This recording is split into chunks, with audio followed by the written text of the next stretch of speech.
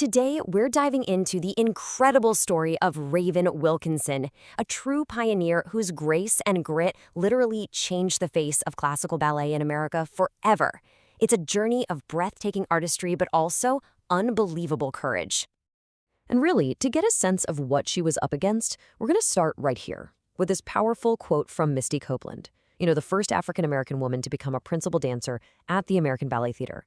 This perfectly frames the world Raven Wilkinson was about to step into. You see, Misty Copeland calls Raven her Shiro. That's a female hero. And that word Shiro, that's really the heart of what we're talking about today. It's this profound, full-circle story of mentorship and legacy, and it shows how one woman's struggle paved the way for another's triumph decades later. All right, so let's formally meet our Shiro. This is Raven Wilkinson's landmark achievement. In 1955, she broke a huge color barrier in a world that was, let's be honest, overwhelmingly and intentionally white.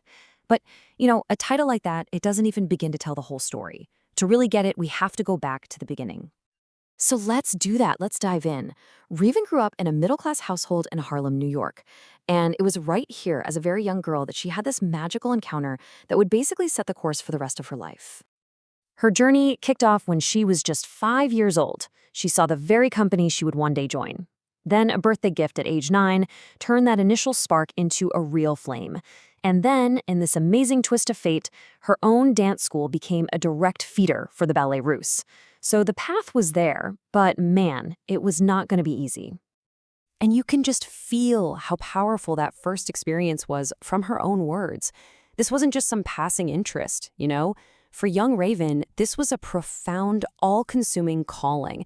The sheer beauty of it all literally moved her to tears. But as we move into the next phase of her journey, we see that even with all this talent and a direct connection to the company, Raven faced a massive obstacle. In the segregated America of the 1950s, what she called the dark cloud of her race threatened to keep her dream from ever taking flight. Now, this slide right here says it all.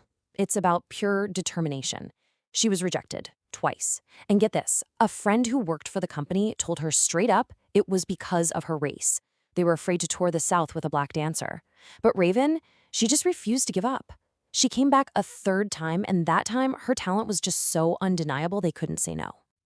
And just think about this. She was only 20 years old when she finally got in, and even then it was on a trial basis. 20.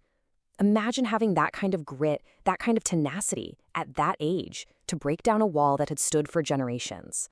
So you might think, okay, she made it. The fight is over. But you'd be wrong. Getting into the company wasn't the end of the battle. In a lot of ways, it was just the beginning.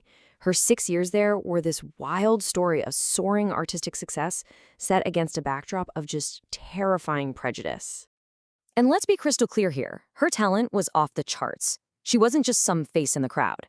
By her second season, she was promoted to soloist, dancing major roles and earning huge acclaim. She had more than proven she belonged on that stage. And this just perfectly illustrates the insane, divided reality she was living. On one hand, she's a celebrated soloist. On the other, she's being denied a room at the company hotel in Atlanta. She's getting applause on stage, and then having members of the Ku Klux Klan storm that same stage in Alabama. Her colleagues would try to protect her, but at the same time, she was being asked to wear makeup to lighten her skin. It's a lot to wrap your head around. And through all this pressure to just pass, to maybe say she was Spanish or just stay quiet, Raven held on to her integrity with this incredible, quiet strength. She took precautions to protect the company, sure, but she made it clear from day one. She would never, ever deny who she was. But eventually, that constant weight of discrimination just became too much to bear. Worn down by all the prejudice she faced inside and outside the theater, Raven made the absolutely heartbreaking decision to leave the Ballet Russe in 1961. And what happened next just shows you how deeply disillusioned she was. She auditioned for other major American companies, but was rejected again and again.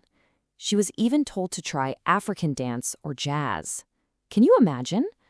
Heartbroken, she stopped dancing completely for a while and even joined a convent to find a different path. It really seemed like her dream was over. But that pull of the stage, it was just too strong. A friend convinced her to audition for the Dutch National Ballet, and she was welcomed with open arms. And in her own words, you can just hear the profound relief. In Europe, she finally found a place where her talent, her artistry, who she was, mattered more than what she was. So this brings us to the final, and honestly, the most beautiful chapter of this whole story. Because Raven did eventually return to New York, and years later, long after her main dancing career was over, her legacy would come full circle in the most amazing way imaginable, connecting her past right to ballet's future. So Raven's just watching television one day when she sees this young, incredibly talented dancer named Misty Copeland. And she instantly recognized it all. The spark, the skill, the fire that she herself had all those decades earlier. This quote, wow, it's just so powerful. It's not just admiration, it's a prayer. It's the raw emotional hope of a trailblazer seeing the next generation and just desperately wanting them to succeed in ways she couldn't. All of her own dreams and struggles were poured into that one moment. And when the two finally met, the connection was, of course, immediate. As Misty explains it, it was this bond forged in a shared, really unique experience, a language that only they could truly understand, spoken across decades of perseverance. And this is where that legacy is truly cemented. Raven became Misty's mentor, her Shiro. She was there, on stage, when Misty achieved what Raven had been told was impossible. And in turn, Misty's stardom finally gave Raven's story the international spotlight it always deserved, making sure her legacy would never be forgotten again. You know, Raven Wilkinson didn't set out to be a pioneer. She just loved to dance. Her story is this incredible testament to hope and resilience, but it also leaves us with a really vital question.